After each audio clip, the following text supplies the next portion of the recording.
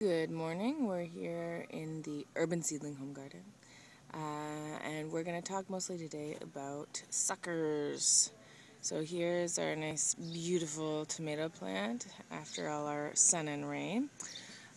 In between the main stem, the main trunk of the tomato plant, and the leaf of the tomato plant, there's what's called a sucker. See? Right here. It's another vine that grows. And if you let this sucker grow, it will turn into a whole nother vine, a second vine for your tomato plant. It is important that you remove the suckers from your tomato plant because if you let them, they will take over your entire garden and none of your other plants will grow. Also, they will take a lot of energy from the tomato plant, and instead of creating and ripening tomatoes, it will be making bushy branches all over your garden. Here is a second, much bigger sucker. So here is the main stem, the main vine. Here is the leaf.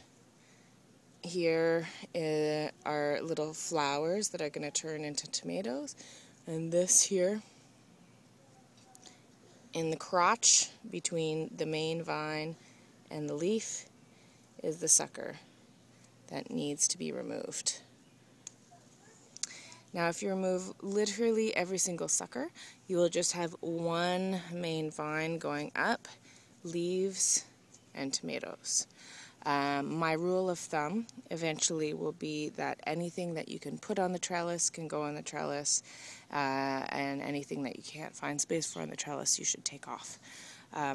For now, while the peas are there, I would just take them all off, and we can consider adding more vines onto the trellis in a little bit.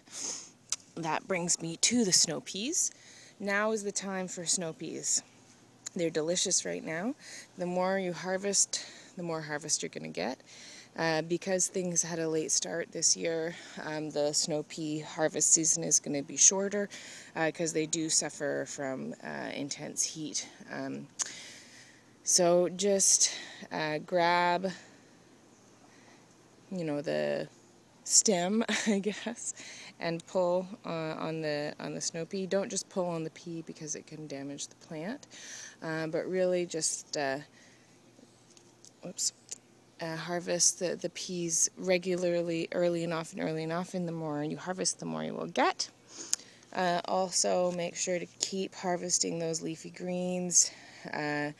Keep harvesting the lettuce if you still have some in your garden, and also make sure to keep looking for slugs and keep weeding. When we don't have huge rainy thunderstorms, make sure also to keep watering.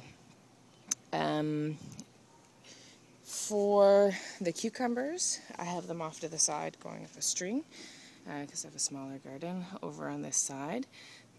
You can just make sure that, that they're going up the trellis, so just turn the growing end of the cucumber plant around the trellis string, and that should be it for today. I think some of you already have some zucchinis if you have a squash bed. If you do, those should be harvested early and often as well. I planted my zucchinis really late, so they're still kind of small, and I don't even have any flowers yet, although there are some little buds forming down here. If you have potatoes, here's my potato bed, then you don't really have to do anything. Just make sure they get watered. Here are my mushroom logs. As you can see, they're in a shady spot, and those need to be watered regularly in order to produce mushrooms. I don't have any yet. I hope they're coming soon. This is my first year with mushroom logs. Very exciting. Otherwise, happy gardening, and enjoy your summer garden.